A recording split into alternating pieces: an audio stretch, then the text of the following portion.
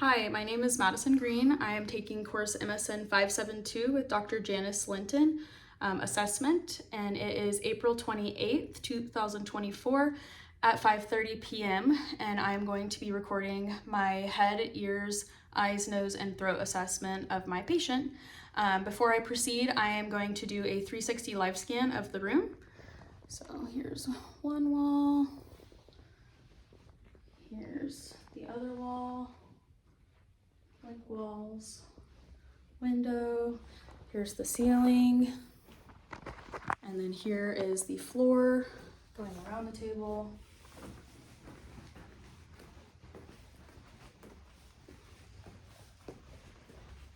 Perfect. And then I'm going to set my phone up for recording here. And then I'm going to move my items on the table so that you can see them. Perfect. Okay, and then before we proceed, do I have your permission to continue videoing and post as unlisted for my professor's viewing on YouTube? Yes. Okay, great, thank you. Okay, so I'm going to begin by washing my hands. Perfect. My name's Madison. I'm going to be your F&P student today with United States University. How are you doing today? I'm doing well. How are you? Good, thank you. Okay, so now that we have your consent for the camera, can I please have you give me your initials and your date of birth? JB in October 27th, 1995. Okay, great, thank you. And do you have any allergies? No. Perfect. And can you tell me your gender? Male. And your ethnicity? White. Okay, perfect. And we have your consent to proceed. Do you have any complaints today, any pain or anything like that? No. Okay, great. So we are going to begin the HEENT assessment now. So to begin this exam, I'm going to first look at his hair, and I'm going to look at the distribution of his hair, and I notice that his hair is evenly distributed over his head. It is fine in texture, but he does not have any missing patches of hair or balding spots. I don't notice any lesions, hematomas, or nodules on his head. I notice that his head is rounded and normal cephalic, atraumatic, and again, I'm not noting any lesions, hematomas, cysts, or nodules. So I'm going to proceed with the exam with palpating the top of his head. So let me know if you experience any tenderness. Any tenderness? No. Okay, great. And then I'm just going to look through the scalp. I notice that there's no dryness to it. The scalp is well hydrated. The hair is well groomed. I'm not noticing any peeling or flaking of the scalp. And I don't notice any lice or nits. Okay, so that concludes the assessment of the head. And now I'm going to proceed with testing his visual acuity. So for educational purposes, we're going to demonstrate that we are 6 feet apart by raising our arms to each other. So go ahead and raise your arm, perfect. And then I'd like for you to cover one of your eyes for me, perfect. And then I'll have you read the lowest line of the chart. LTFPH.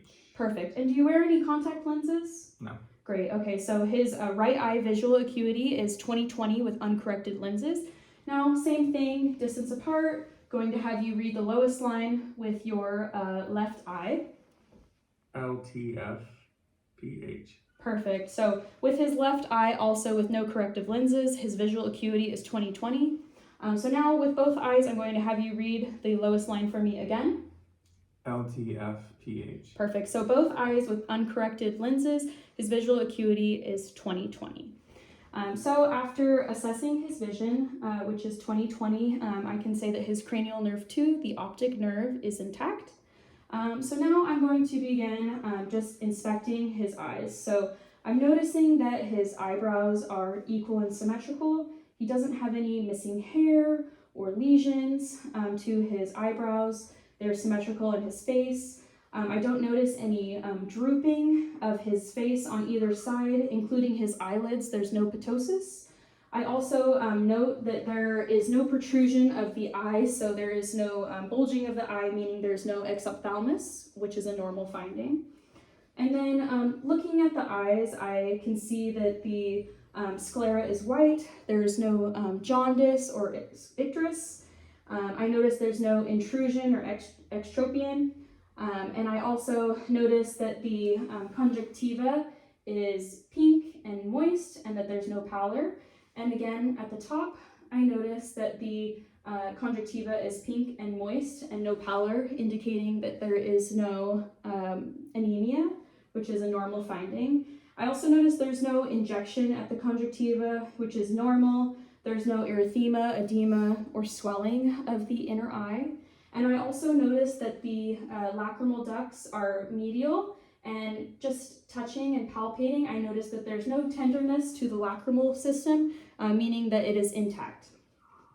Then, after inspecting the eye, I also am looking at his eyelids. I noticed that the hair is symmetrical across the line of his eyelid, and there's also no erythema, edema, or swelling, indicating that there's no blepharitis or infection of the eyelid. So from there, I am going to proceed with an inspection of the, I'm going to do some extraocular motion eye tests. So we're going to be testing visual acuity with the extraocular eye movements, testing cranial nerve 3, ocular motor, cranial nerve 4, trochlear, and cranial nerve 6, the abducens nerve. So I'm going to have you cover one eye for me, please. And then go ahead and follow my fingers. So cranial nerve 3, ocular motor, cranial nerve 6, abducens, cranial nerve 3, ocular motor, and then medially, cranial nerve 4, the trochlear.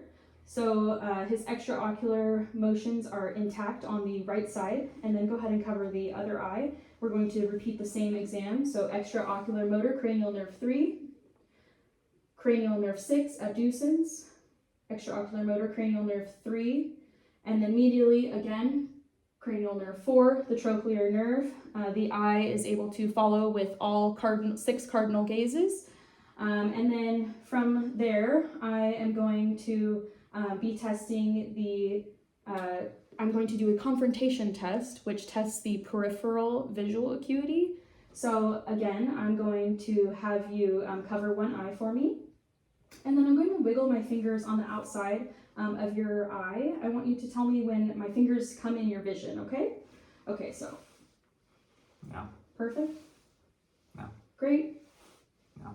Okay, great. Now go ahead and cover the other eye. So with his left eye, his peripheral vision is 180 degrees, which is a normal finding. So now I will test his other eye.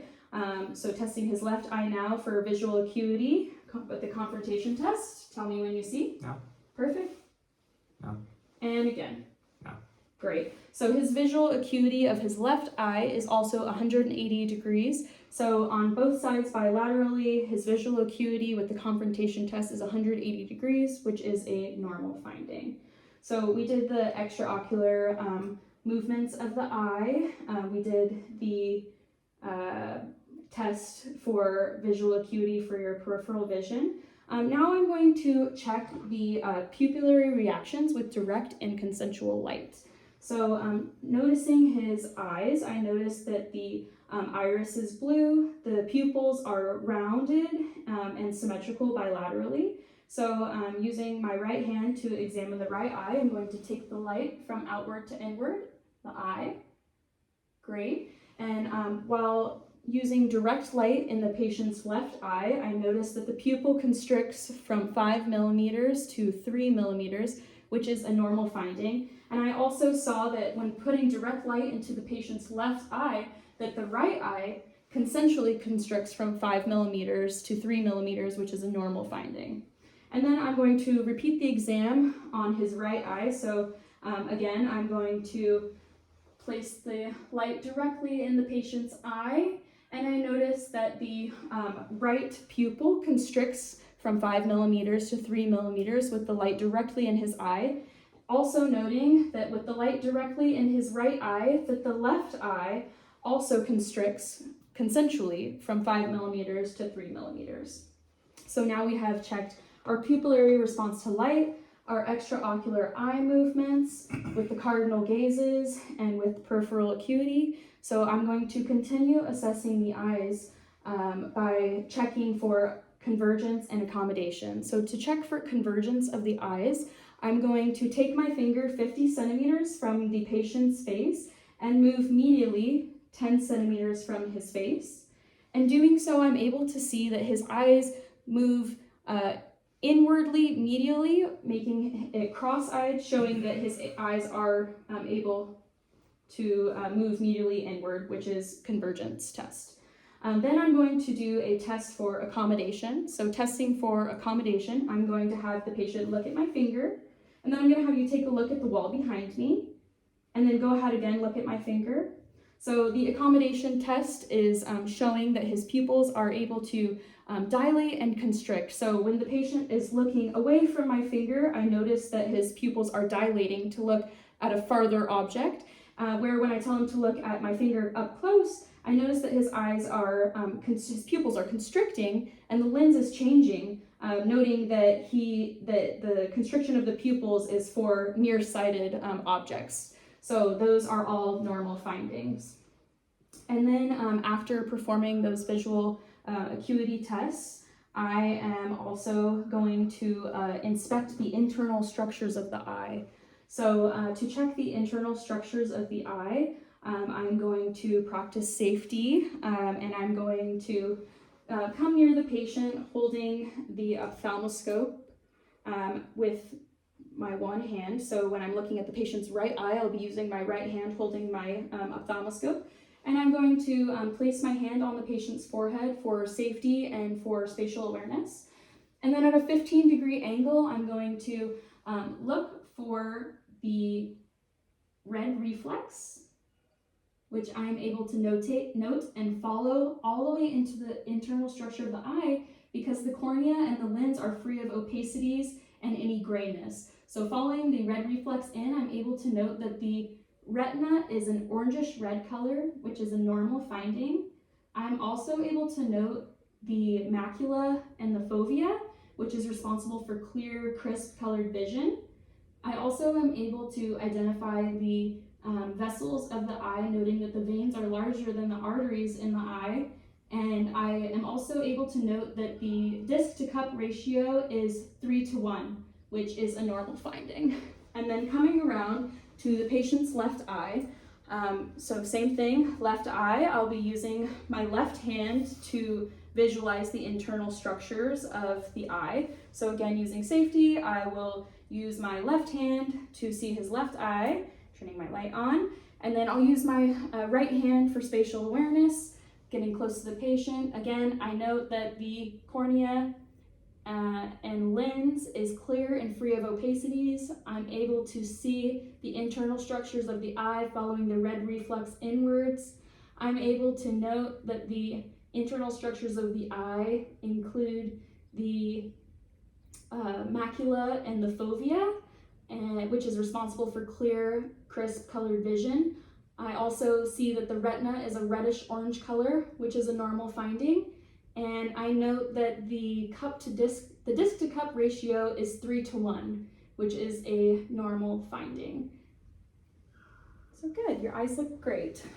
Okay, so after the eyes, I am going to inspect the nose. So I note that the nose is midline in the face. It is appropriate size for his face. I note that there is no erythema, edema, or swelling of the nose. And then I'm going to go ahead and palpate the nose now. Any tenderness? No. Okay, great. And then after palpating the nose, I'm going to palpate the frontal and maxillary sinuses. So I'm going to take my two hands and palpate the frontal sinuses. Any tenderness? No. Okay, good. And then I'm going to palpate the maxillary sinuses. And I don't notice any tenderness upon palpation of the sinuses. So after palpating the sinuses, I'm going to inspect the nose. So to inspect the nose, I'm going to switch to my otoscope, and I am going to pick a speculum size that is appropriate for my patient's nose so that I don't disturb the mucosa that are fragile. So using safety, I'm going to point the otoscope upwards like this, And I'm going to look bilaterally in the nares to assess the nasal mucosa and the turbinates of the nose.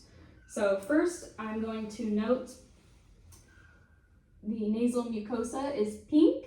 There is no discharge. I don't notice any ulcerations or sores in the nose. There are no polyps. I note that his septum is midline and there is no deviation. And I notice that the turbinates are patent and there is no bogginess noted, which means there hasn't been any recent respiratory infection or allergies that are agitated right now. And then bilaterally on his left nasal nare, I'm going to again otoscope like this, spatial awareness. I'm going to assess the nasal mucosa of the left nare, which is pink and moist. There are no lesions, abrasions, ulcerations, discharge, erythema, edema, or swelling, and the nasal turbinate is patent, and there is no bogginess noted to the turbinates bilaterally. So the nose looks great. So next, for the nose, I'm going to assess cranial nerve number 1, which is the olfactory nerve. So to do this, first we are going to test for patent airflow between the nares. So first I'm going to have you plug and cover your right nostril, and then take a deep breath in. Good, and then opposite one. Perfect. And did you have any problem moving air between your nose, breathing just through one side? No. Okay, great. So now we're going to proceed with the test of cranial nerve number 1, the olfactory. So I'm going to have the patient close his eyes, and I'm going to have him tell me what he smells plugging one nostril. So for the first nare, go ahead and cover, and go ahead and smell, and tell me what you smell. Cinnamon.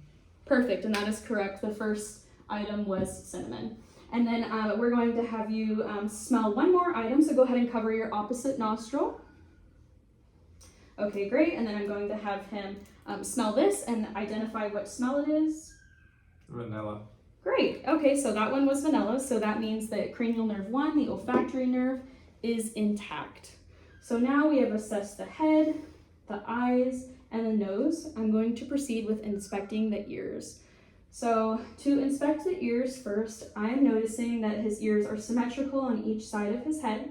They're appropriate size, and I don't notice any erythema, edema, or swelling, and I don't notice any cerumen buildup in the external ear canal, nor do I see any discharge from either ear canal, which is a normal finding. So after general inspection of the external ear canal, I'm going to check and see if he has any tenderness. So I'm going to palpate the pinna of the ear, the auricle of the ear, and then I'm going to push the tragus in and outward. Any pain with that? No. Okay, perfect. So now I'm going to assess cranial nerve number 8, which is the vestibular cochlear nerve. So to do so, I'm going to perform 3 tests. I'm going to perform the whisper test, the Weber test, and the Rhine test. So for the whisper test, I'm going to stand behind you and I'm going to whisper a series of letters and numbers, and then I'd like for you to repeat after me, okay? So when I'm standing behind you on the side that I'm on, that will be the ear that I'm assessing. I'd like you to push your tragus inward so that you can't hear on the opposite side, okay? Okay, so for test number 1, the whisper test, he's going to cover his tragus on his left side, and I'm going to be testing the auditory nerve in his right ear. So beginning with the whisper test, I'm going to say my series now. R2D. Perfect. R2D, that is correct. So the vestibular cochlear nerve in the right ear is intact. And then moving to the left ear, I'm going to have you cover your right ear with your right tragus with your finger. And then I'm going to whisper again for the second part of the vestibular cochlear exam for the left ear, testing for hearing loss. So M4J. And that was correct. I said M4J. So the whisper test shows that his hearing acuity is intact bilaterally on the left and the right side. Next, I'm going to perform the Weber test, and I'm going to do so with the tuning fork. So I'm going to strike the tuning fork, place it on the top of the patient's head. And then I'd like for you to tell me where you hear this. My right and left ear, both ears. Okay, good. So you're able to hear the sound bilaterally in both ears. So the purpose of the Weber test is to test for hearing lateralization, which he has. So that is great. And that is a normal finding. So next I'll be doing the Rhine test. So for the Rhine test, I am going to strike the tuning fork again, but this time I'll place it on the mastoid bone. And then I'll have you tell me when you stop hearing it from behind your ear and move the tuning fork forward for you to tell me if you hear it or not, okay? Okay, so striking the tuning fork again. Right ear, right mastoid.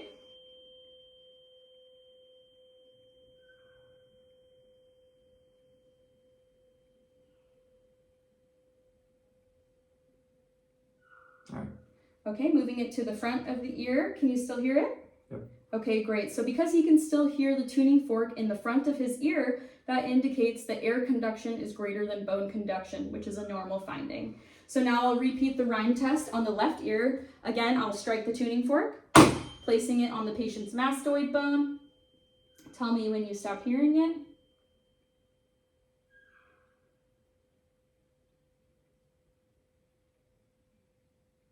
All right, so Okay, in front of the ear. Do you still hear it? I do. Okay, great. So bilaterally, the patient can hear the tuning fork sound in the front of his ear after removing it from the mastoid bone, showing that the air conduction is greater than bone conduction, which is a normal finding. So now, after generally inspecting the external part of the ear and doing my gross hearing tests, I can confidently say that cranial nerve 8, the vestibular cochlear nerve, is intact for my patient. And then I'm going to proceed with inspection of the inner ear structures. So again, noting that he had no tenderness when I pulled on the penna, the base of the auricle, and the tragus. And I also note that there's no erythema, edema, swelling, or tenderness to the mastoid bone bilaterally. Okay, so beginning my exam with the otoscope, I am again going to use my right hand on the right side of the patient. So looking in the patient's ear with the otoscope, I'm going to hold like this, and I'm going to brace my left hand on the patient's forehead right here, and then using my non-dominant hand to also pull the ear up and back so that I have spatial awareness when looking in the internal ear canal. So looking in the internal ear canal, I don't notice any overproduction of cerumen. I don't notice any foreign objects. I don't notice any discharge, erythema, edema, or swelling. And I am able to see the internal ear structures, including the tympanic membrane, which is a pearly gray color. And there is no bulging or perforation. There's no fluid. There's no swelling or erythema to the tympanic membrane. And I also am able to see the inner ear structures, including the handle of the malleus, the incus, and the umbo. And I am noting in the right ear that the cone of light is at 5 o'clock, which is a normal finding. Perfect. And then moving to the left ear, I'm going to be using my left hand again for safety and kind of holding it upwards like this. So again, using my opposite hand, I'm going to brace for spatial awareness and safety, pulling the pinna of the ear up and back so that I can look at the internal structures of the ear. Noting that there is no discharge in the external portion of the ear, no erythema, edema, or swelling. And then I am going to visualize the internal structures. So again, noting that there is no overproduction of cerumen, there is no impaction, there's no foreign objects, which is important to note in pediatric populations. I am noting that there are no lesions or ulcerations. I note that the tympanic membrane is intact and it is pearly gray in color. And then visualizing the internal structures of the ear, I'm able to identify the handle of malleus, the incus, and the umbo. And in the left ear, the cone of light is located at 7 o'clock, which is a normal finding. So the assessment of the internal structures of the ear is now complete, and your ears look great. So we have now done the head, the eyes, the nose, the ears. Now I'm going to continue the examination with the mouth. So first visualizing the mouth, I'm noting that his lips are pink in color, which is appropriate for ethnicity. I also note that there is no peeling or rashes. There is no herpetic lesions to the mouth. And then I'm going to ask you to smile, please. Great. So asking him to smile, I am able to note that cranial nerve 7, the facial nerve, is intact. Also asking him to smile, I can see that his teeth are very well cared for. He has great dentition. I don't notice any broken teeth, no missing teeth. And then I'm going to have you open your mouth. So in a normal setting, I would be wearing gloves when handling the mouth. So I am going to use my light here, and I am just going to start looking all around his mouth. So first, I'm going to note that the buccal mucosa is pink and moist. There are no lesions. There's no abscesses or cysts. I don't notice any caries or dentures, and there are no algiums, which is a normal finding. Also, I'm looking at the gums. So the gums are pink in color, appropriate color pigmentation with ethnicity. I'm also noting that there is no hypertrophy of the gum, indicating that it is a healthy gum and there's no overgrowth or gingivitis or gingival disease. Also, looking inside the mouth, I'm able to note that the papillae on the tongue are 1 millimeter, which is a normal finding. I also note that there is no fungal growth or thrush on the tongue. And then examining a little bit further, I noticed that the posterior pharynx is pink in color. There is no erythema, edema, or swelling of the throat. I also noticed that the tonsils are +1, which is a normal finding, and there's no cobblestoning or postnasal drip that is noted with the tongue. And I'm also able to note that the soft and hard palate are intact. And then I'm going to perform a few exams with the tongue. So first I'm going to be testing cranial nerve 12, which is the hypoglossal nerve. So I'm going to place my hand on the patient's cheek, and I'm going to have him push his cheek with his tongue. Great, good strength, 5 out of 5. And then on this side, same thing, tongue to cheek. Perfect, noting 5 out of 5 strength bilaterally on both the right and the left side of the tongue, which is an intact cranial nerve 12 hypoglossal. And then to check cranial nerve 9 and 10, which is the glossopharyngeal and the vagus nerve, I'm going to have the patient stick his tongue out and say ah. Ah. Perfect. So when he sticks his tongue out and says ah, I'm able to see that the uvula rises midline to the back of the throat, which is a normal finding. There's no deviation of the uvula. And there's also no edema or swelling or anything like that in the back of the throat. The throat is normal appearing, pink, moist, intact. There are no signs and symptoms of infection in the mouth. So after we've assessed the mouth, now I am going to proceed with the neck assessment. So I'm going to start with a range of motion of the neck. So first I would like for you to flex your chin downward to your neck like this. And then we're going to hyperextend the neck backwards like so. And then I'd like for you to look laterally side to side like this, rotating. Perfect. And then I'd like for you to laterally flex your head, so side to side, ear to shoulder, ear to shoulder. Perfect range of motion of the neck.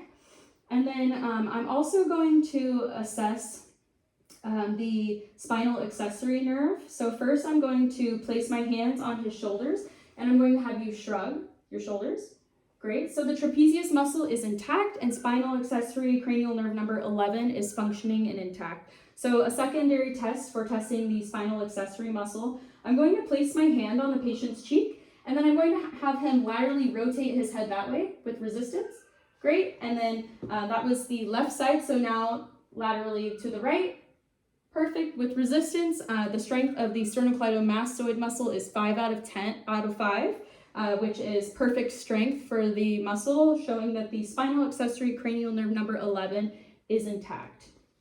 So examining his neck now, I am looking at the trachea, which is midline and well appearing. I don't notice any cysts, lesions, or nodules or goiters off of inspection, and when he swallows, it stays midline.